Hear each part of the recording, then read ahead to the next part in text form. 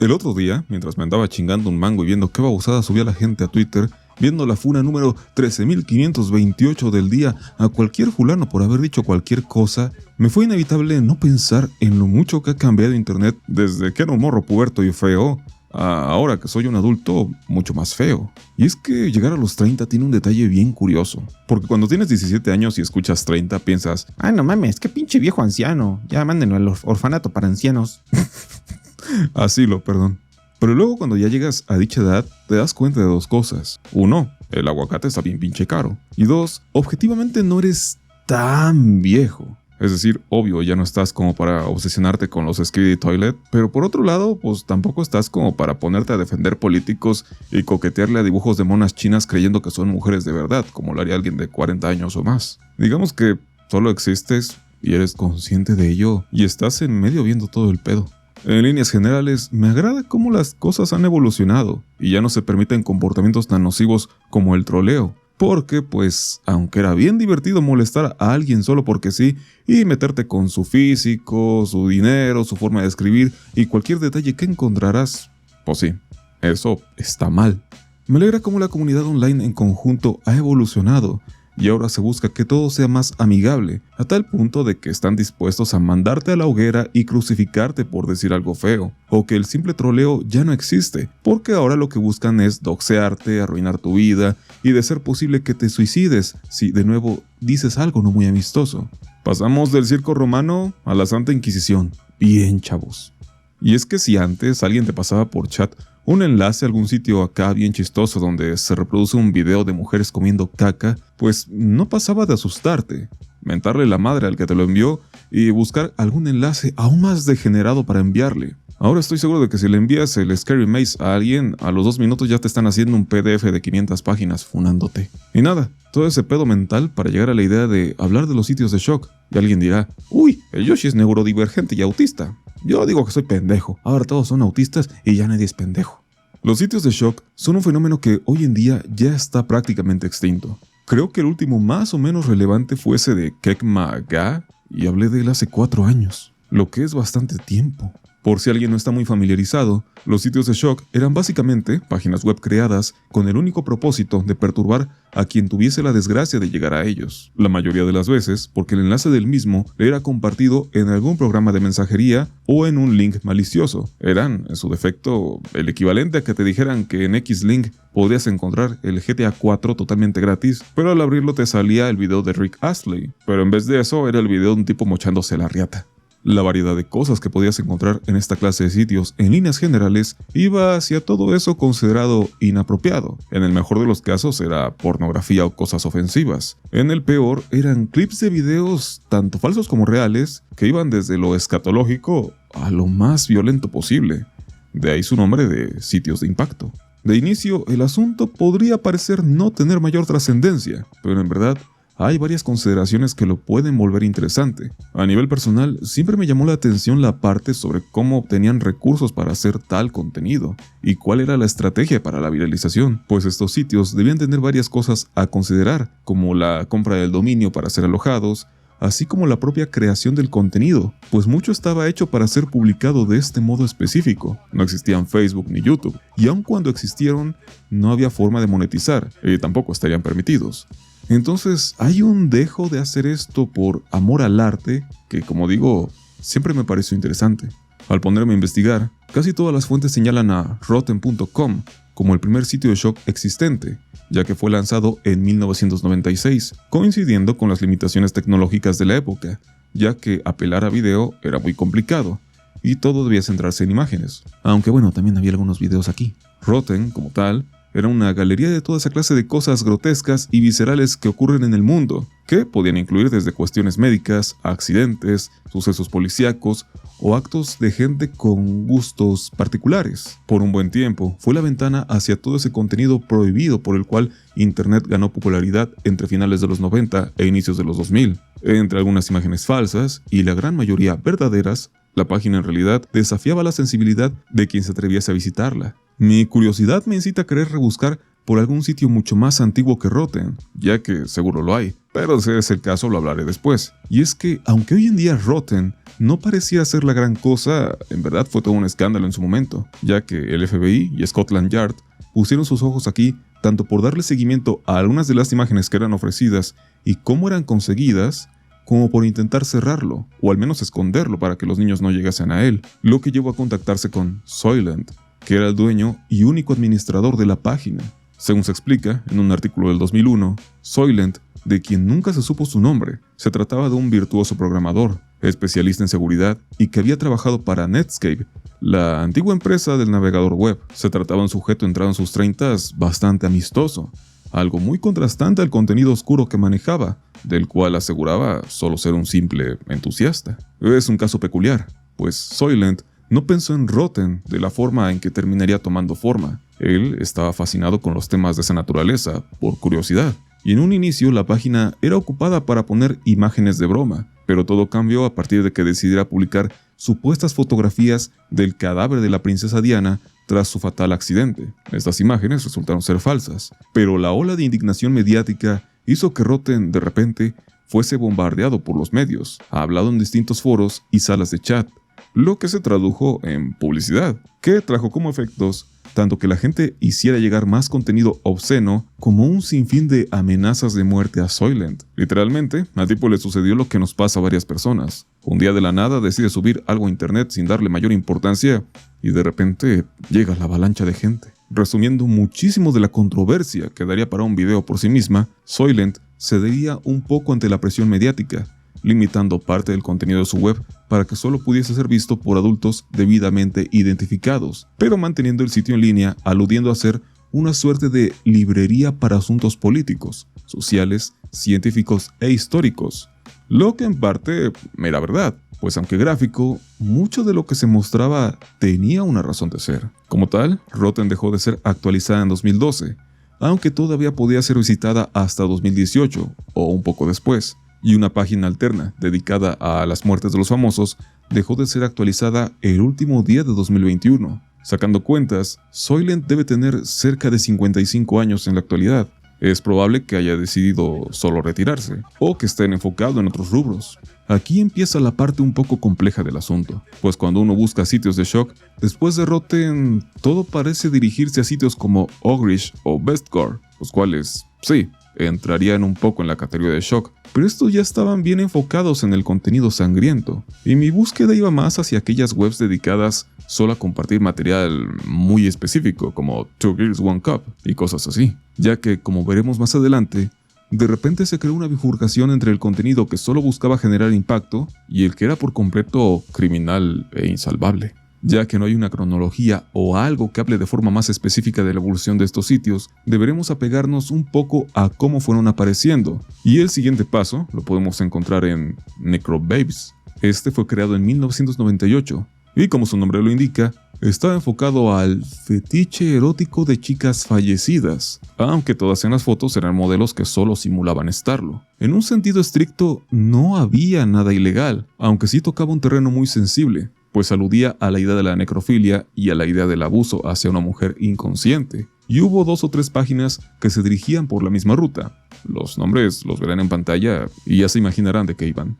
De nuevo, estamos balanceándonos en la línea entre el fetiche y el crimen, pues entre 2001 y 2003 se presentaron un par de casos de sujetos que eliminaron a mujeres y que tenían en común que eran suscriptores de Necrobabes. La gente de la página se defendió argumentando que ellos solo ofrecían material fantasioso, pero los señalamientos como impulsores de potenciales criminales se mantuvieron vigentes. Sobrevivieron durante algunos años pese a ser bloqueados de las búsquedas de Internet Explorer, pero para 2009 su negocio ya se había acabado.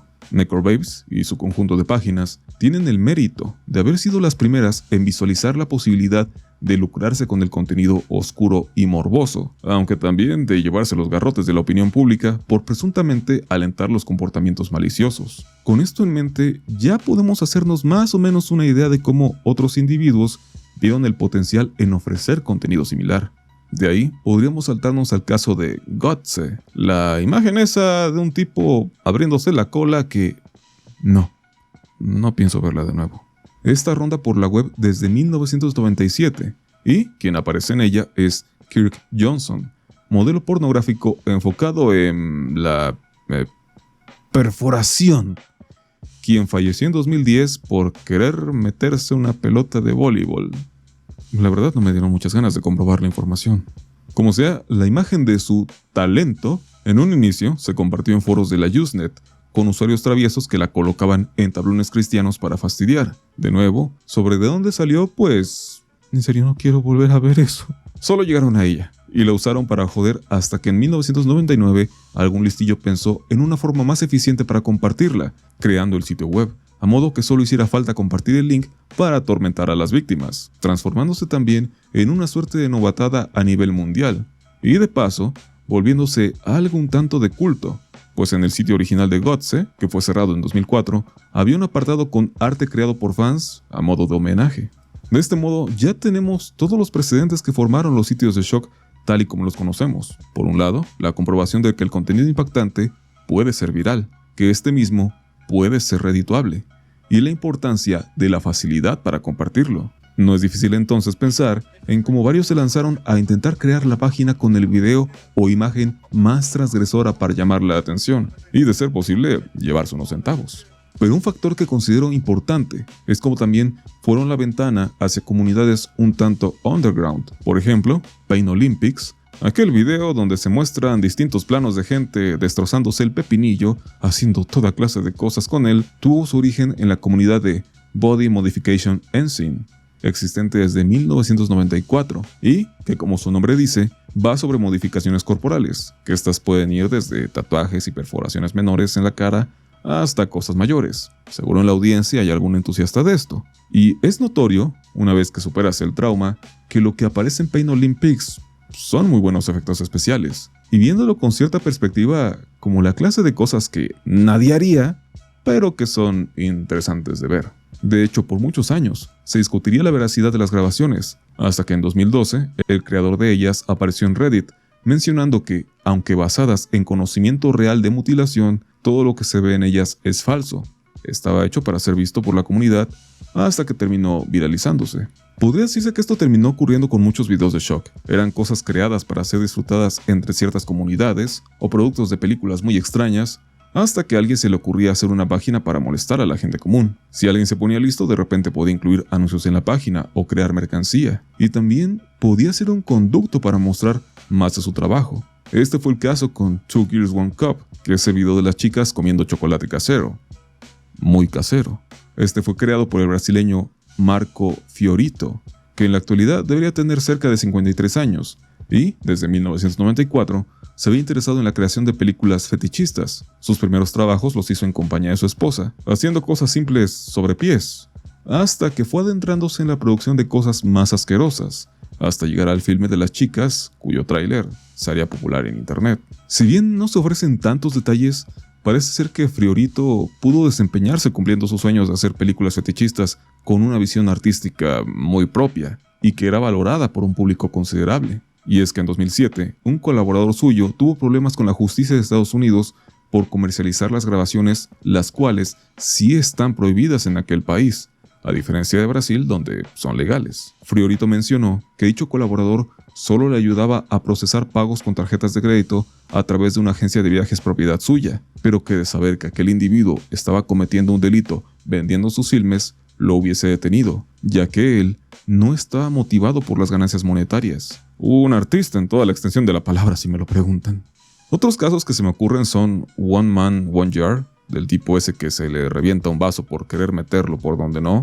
El tipo que, por cierto, se llama Alexei Tatarov, compartía afición con el de Gotze, y su historia es muy similar también a la del sujeto ese del que les hablé en un video anterior que hacía videos con caca.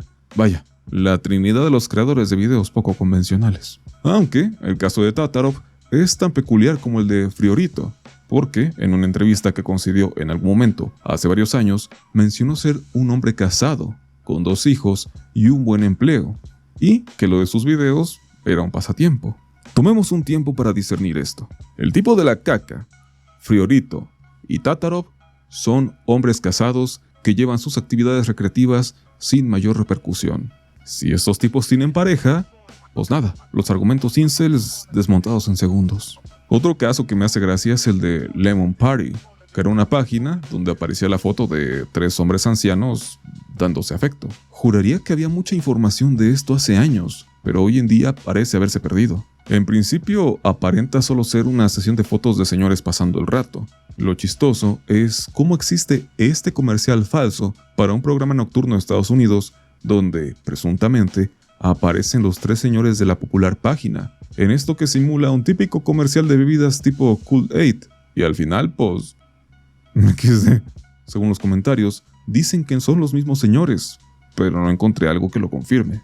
Llegados a este punto, hay que hablar del elefante en la habitación, y es cómo el propio impacto de esta clase de sitios fue el mismo que terminó acabando con ellos. Antes y después de 2010, todavía era muy popular trolear o visitar de forma voluntaria los sitios de shock, y más aún hacer videoreacciones de ellos.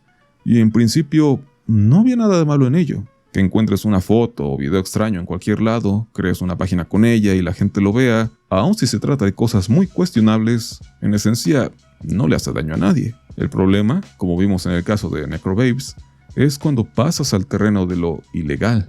En 2002, cuando fue arrestado Armin Meiwes, el caníbal de Rotemburgo, y se descubrieron todos sus actos, entre ellos el haber devorado a Bernd Burns, las comunidades en línea donde estos mismos se conocieron, como Cannibal Cafe, ganaron popularidad, y con ellas, el que varias imágenes grotescas se masificaran. En 2008, tuvo lugar el caso de los maniáticos de Dnepropetrovsk, que dio lugar al video Three Guys One Hammer. En 2012, Luka Magnotta protagonizaría el video One Lunatic, One Ice Pick. Y así por el estilo, fueron surgiendo cada vez más videos de crímenes violentos grabados de forma deliberada, tanto porque sus autores los compartían en internet, como porque una vez que eran arrestados, se terminaban filtrando. Y me atrevería a decir que el punto sin retorno fue Peter Scully con el video de Daisy. De repente, el contenido de shock ya no eran solo fetiches que, aunque extremos, podrían ser comprensibles o cosas cómicamente grotescas, sino que, quizás en la búsqueda de aumentar el shock, lo que empezaba a popularizarse ya eran crímenes horrendos y cosas abominables. También podríamos hablar de la estúpida popularización del contenido ilegal infantil gracias a grupos de idiotas queriendo ser los polémicos. Las cosas comenzaron a llenarse de contenido que ya no tenía razón de ser. Y es que una cosa es que te envíen un video de sexo gay medio funny o algún accidente desafortunado, y otra pues, ya saben. Incluso lo de Kekmaga era de bastante mal gusto. Tal vez me dejo llevar por la nostalgia, pero hay que ser bastante sensatos entre lo que son excentricidades y lo que ya solo es el llamado contenido edgy. Hoy en día los sitios de shock ya son algo que se antoja imposible de volver a existir, son un producto de su tiempo, y la inapropiada diversión de los mismos no parece poderse replicar. Recuerdo que hace muchos años, unos amigos y yo nos pusimos a ver todas las páginas que aparecen en esta imagen. Fue una tarde muy incómoda, pero al mismo tiempo divertida. Momentos que no volverán.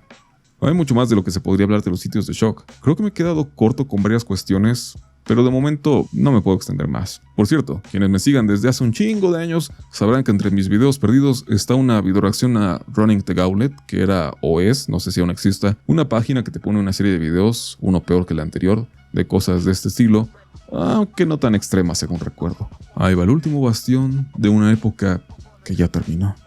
Antes de terminar, le doy las gracias a quienes dejaron sus super gracias en el video anterior, los cuales son Mr. Fundillo, nombre muy apropiado para este tema, Rick Chan, Zero, Mr. Clabrita, Alberto Lubiano, Vitela, Aidoretmas, que de nuevo se luce dejando palas, tortillas y hasta bolillos, Ceci Forever, Mr. Stupid Plan, que dejó 2 veces mostrando que está forrado de billetes, Lo, Okau, Marras Ignorelli y Necrogames, de quien no me había salido su propina y me lo avisó.